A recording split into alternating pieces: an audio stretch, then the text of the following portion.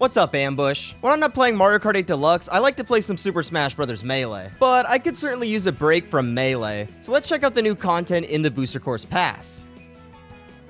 I will never take a shower. Wave 5 of the Mario Kart 8 Deluxe Booster Course Pass is here, with exciting content shown off in the 2 trailers released for it. But how do these retro tracks and the new Squeaky Clean Sprint track stack up to Mario Kart 8 Deluxe's base tracks and the tracks released in Wave 1 through 4? Why do I feel like I've said that sentence before? Anyways, does Wave 5 have the same highs and the same lows as the previous waves in the Booster Course Pass? Damn it. I did it again. The first new cup, the Feather Cup, starts off with Tour Athens Dash, a fairly new city track from Mario Kart Tour, introduced in the Spring Tour starting on April 18th, 2023. While I could once again provide my dear viewers with my usual comments about the visuals of a track taken from Mario Kart Tour, I'll instead spare you with that commentary. It's very much an upper-res Mario Kart Tour track. It's cartoony, the buildings are pretty, simplistic, and there have been some subtle improvements to its textures and the skybox. As expected, the music of Tour Athens Dash is a live band performance on the music from Mario Kart Tour with subtle instrumental additions.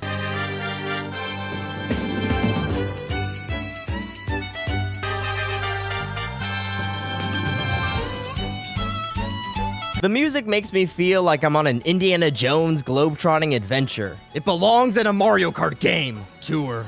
Why does it always have to be tour? I'm definitely a fan of this music track. It's adventurous, which is fitting as you tour. Get it? Get it? The ancient city of Athens. I don't deserve you. You should be with a real girl. Who are you? I am from ancient Greece. The track design of Tour Athens Dash is fairly compelling and intuitive, which are great qualities to have because some tour tracks... no. The first lap is the first route of Athens Dash from Tour, with racers starting off in the Pantheon, racing around or on top of some ruins with various routing options, driving off a ramp into the Theater of Dionysus, and then are taken back to the Acropolis after utilizing a glide ramp before a tunnel section. The second lap utilizes a unique route not utilized in Tour, taking racers off a set of ramps, around some ruins, and back to the Pantheon and across the starting line. The third lap is based on Athens Dash 2 from Tour, taking racers to a glide ramp, into the streets, through the Roman Agora, into an uphill section where racers must dodge boulders falling from the Acropolis, and then to the finish line. Tour Athens Dash is one of the better additions from Mario Kart Tour. The track is intuitive to race on and fairly enjoyable. In addition, there are enough glide ramps and normal ramps, such as those created by the newly added falling pillars, some varied paths to take, interesting track obstacles created by the boulders, to make this an enjoyable track in 8 Deluxe. This is a high-tier addition, and an excellent example of how Tour City tracks can be enjoyable additions to 8 Deluxe. The second track of the Feather Cup and the second Mario Kart Double Dash retro track to be featured in the Booster Course Pass is GCN Daisy Cruiser. Visually, this version of Daisy Cruiser looks very similar to its Tour counterpart, in contrast to the visual style of Daisy Cruiser and Double Dash in 7. However, I'm not complaining, as the redesign in Tour of the deck of the ship, the pool area, the dining room, and the corridors of the cruise liner was a great choice. It is all much more well-themed around Daisy. The only notable change in this version seems to be that the carpeting has extra details, which is pretty cool. However, and I'm very much nitpicking here, I'm not a fan of these grass areas on the deck of the ship. It really doesn't fit the aesthetic, and I prefer how these very specific areas looked in Double Dash and 7. The cartoony art style of Tour works pretty well on this track, and I adore the little Goombas and inner tubes chilling in the pool, originally from Super Mario 3D World. I'm not really sure why I know that off the top of my head. I'm such a nerd. I love the neat detail that the dining room actually has occupants now at the tables, unlike any version of Daisy Cruiser previously featured, and I'm sure that they love the option of either getting seasick or run over by a car. And the music of this track is just as much of a vibe as it was on the GameCube. It's a fairly faithful rendition of the track's original music in much higher quality.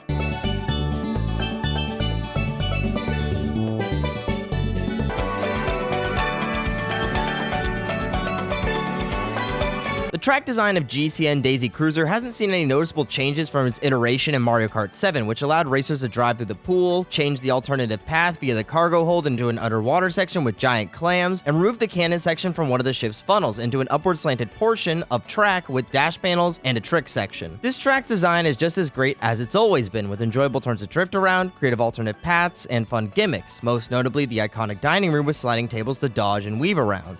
I definitely think it was a great choice for the Booster Course Pass, especially thematically, and a second great addition from Double Dash. This track is added to my high tier. This Daisy Cruise is awesome! What the hell? Oh my...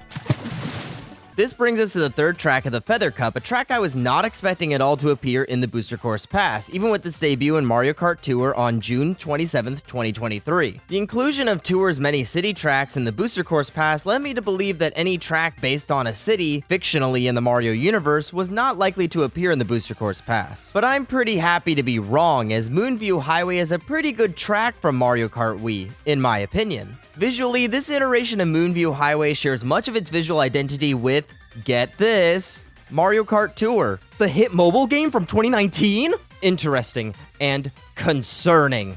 Looking into this. A lot of the signage of Moonview Highway on Mario Kart Wii has been retained and nicely revised in Mario Kart Tour and 8 Deluxe, with a turn of my favorite gaffes like Mushroom Moon, which is a musical? What is that even about? The ending of Super Mario Odyssey? The 1969 moon landing? Anyways, other revised signs return, including the Light Your Life sign, which is expressly about green fuel, the 8-bit Mario sign, now in a new location, but sadly not the Moon Bank signs. Rest in peace, Moon Bank, another bank that failed during the Great Recession. I also miss these wacky signs warning drivers of bomb cars and bloopers for some reason. Also, rest in peace to the Bowser Jr. and Shy Guy walls, and the lights sparkling on the suspension bridge. You will be missed. The lighting engine of Mario Kart 8 Deluxe carries like usual. I really like how the moon is lighting up the mountains, the trees, and the lake. Otherwise, this is an up-res Mario Kart Tour track, nothing out of the ordinary. Now, when it comes to this new remix, I have no criticisms or random silly anecdotes because this remix just slaps.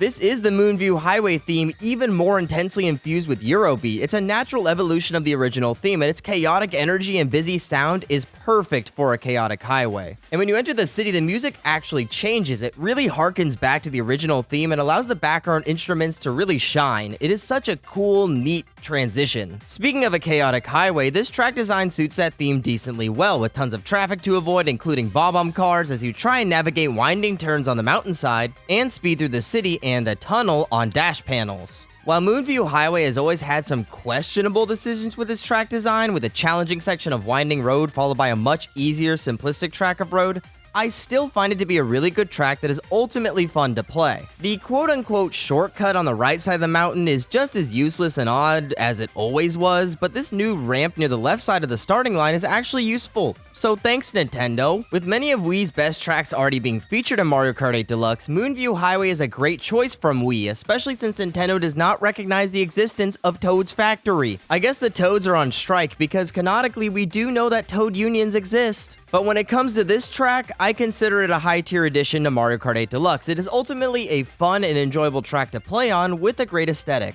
And on to the fourth and final track of the Feather Cup, a new Nitro track, Squeaky Clean Sprint, the track of nightmares to any Melee, League of Legends, or Genshin Impact player. But I'm almost silver in League of Legends! It's once again great to have another new Nitro track not previously in Mario Kart Tour with a very wacky theme. It's pretty funny to now have GBA Ribbon Road, which takes place in a bedroom, and Squeaky Clean Sprint, which takes place In the bathroom. However, Squeaky Clean Sprint, much like Sky High Sundae and Yoshi's Island, was originally intended for Mario Kart Tour, and came to Tour on August 8th, 2023. It has some unique elements, such as these nail clipper ramps and the water of the toilet rising and falling, but it's another track that feels more suitable in 8 Deluxe. Squeaky Clean Sprint is one of the most visually appealing tracks of the Booster Course Pass. It comes close to 8 Deluxe's base tracks in terms of assets used and the amazing details scattered along the track. From the shower curtain to the Buzzy Beetle clock to the Daisy Orange Soda in a bathroom?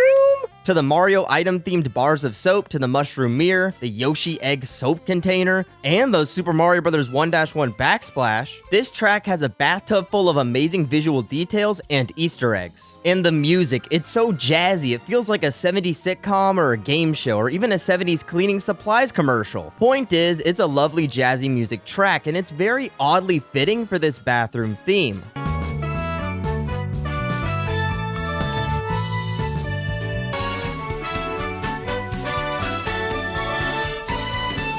And the track design of Squeaky Clean Sprint is just as excellent, with racers starting off in the sink, traversing towards and into the bathtub, either by jumping right into it and using the bath bombs to trick off of, or the sponges creating a path. Into the bathtub drain through the pipes with a lost wedding ring shortcut, and then onto a soapy floor with a fan blowing racers in the direction of a half pipe, before gliding over the toilet and racing to the finish line. On the second and third lap, the toilet is now spewing water, either like a bidet or just like a really broken pipe your landlord won't fix, allowing racers to go onto a shelf and glide towards the finish line. This is an extremely creative track where its unique theme and elements only make the track more interesting and fun to race on, and incorporates a unique change across its 3 laps that keeps players interested. This is not only a high-tier track, but one of the best nitro tracks of the Booster Course Pass, alongside Yoshi's Island. The Feather Cup is honestly one of the best cups in Mario Kart 8 Deluxe. It competes with the Star Cup, and I'd argue it is a better cup than the pretty stacked Fruit Cup of Wave 4. And with the Feather Cup complete, it's time for the Cherry Cup and its first track, Tour Los Angeles Laps, a tour track that I'm not too familiar with, but I've come to appreciate, as it is one of the most ambitious tour city tracks. Visually, the most distinct change is the time of day. In Mario Kart Tour, this track took place at sunset, but in 8 Deluxe, it takes place during a sunny day, which I actually think is really fitting for a track based on LA. Folks, the woke left of Los Angeles Laps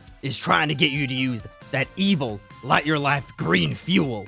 It's despicable and a liberal ploy. Otherwise, this is an up-res Mario Kart Tour track with all the usual texture and skybox upgrades, and it looks good enough in comparison to most Booster Course Pass tracks. I'm gonna be honest, the music of Tour Los Angeles Laps is not all that compelling to me, nor was it in Mario Kart Tour. It's certainly enhanced by the saxophone in this version, but it's still a fairly simple jazzy tune that doesn't really hook me with its main chorus. And it does feel a little emptier without the vocals of the original music track, which made it a bit more unique in a weird, interesting way.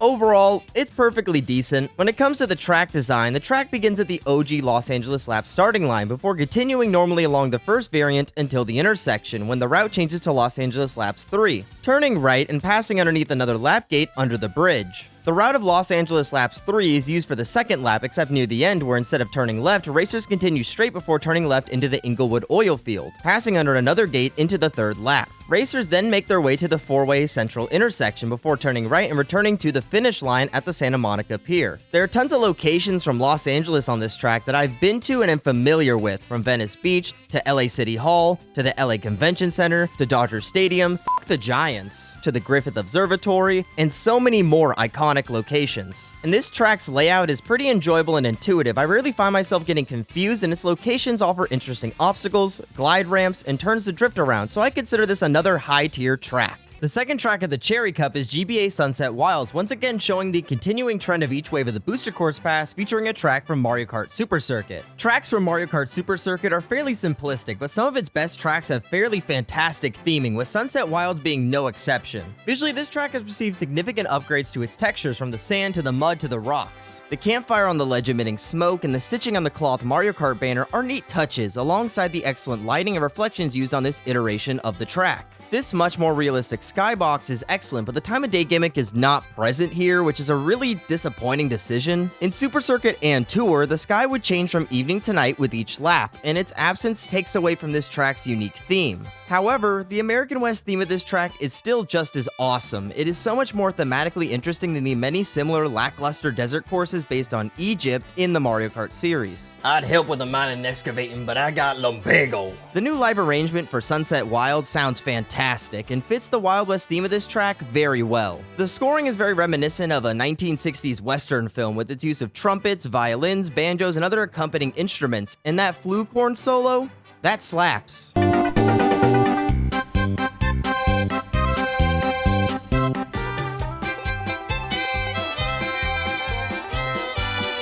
Much like other tracks from Mario Kart Super Circuit, Sunset Wilds isn't a complicated track, but what is there makes for an entertaining track, from the boost pad section along the mud, which racers can now trick off of unlike Tour, to the exploring Shy Guys to dodge around curvy turns, to the hills to trick off of underneath a rock formation. It's a simple but enjoyable track to race on. In conclusion, why am I using in conclusion? Is this a 5th grade essay? Sunset Wilds is a great GBA offering in the Booster Course Pass, but without the thematically important Sunset Sunset Tonight gimmick, I'm labeling it as mid, unless Nintendo remedies this weird decision in a future update. The third track of the Cherry Cup is a fan favorite, Koopa Cape from Mario Kart Wii, a track that ranks up there with Coconut Mall, Maple Treeway, Mushroom Gorge, and DK Summit. This track was a no-brainer to bring back in the Booster Course Pass, but it isn't my favorite iteration of it. Insert foreshadowing joke here. Visually, yeah, it's an up-res Mario Kart Tour track. What did you expect me to say? But there are elements that look significantly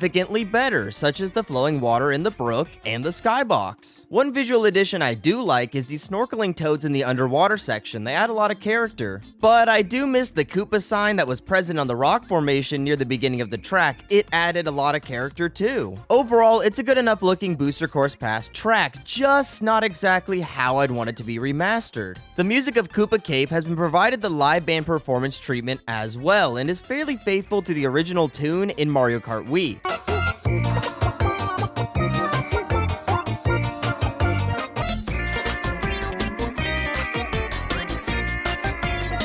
It is certainly better than the music used for Koopa Cape in 7 and Tour, which did not include the Brook section of the background music, which now features a fiddle counter melody, which is a great instrumental touch. This iteration of Koopa Cape is most similar to, you know what I'm gonna say, Eminem's kart racing! Oh, another wall! And I'd argue that one of the changes from Mario Kart 7, the new underwater glass tunnel section, is much more lackluster than it was in Mario Kart Wii. While this section is made fairly enjoyable by the new addition of spin boost pillars and the half pipe added, I much prefer the flowing water that gave racers a speed boost. It was a much more interesting mechanic. It paired well with the continuously rotating Koopa zappers. Okay, but who gave the turtles tasers? And there's no track hazard here, not even Cheep Cheeps like in 7 and Tour, which is a bit odd and makes this section a lot less challenging. The rest of the track, however, is just as exceptional as it was on Wii. While Mario Kart Wii's iteration of this track is still the best version of it, this version of Koopa Cape in Mario Kart 8 Deluxe is still pretty great. While I have my complaints about this iteration of the track, it is still fantastic and very fun to race on, so I will classify it as a high-tier addition. The final track of this wave in the Cherry Cup takes us to Canada, the land of poutine, maple syrup, mooses, geese, and free healthcare. And that track is a Tour fan favorite, Vancouver Velocity. I personally enjoy Vancouver Velocity in Tour. It is one of my favorite city tracks, so I'm glad to see its inclusion here. Visually, yep, this is an up-res Mario Kart Tour track. However, there are some small, significant changes, including the ice of the hockey arena, which is now the M Arena, and the lighting and background have been significantly improved, with the Aurora Borealis more pronounced in this iteration of the track. The music of Vancouver Velocity was already one of my favorites in Mario Kart Tour, and with it receiving the live band performance treatment, its 80s synth vibes are even more immaculate on this nighttime track.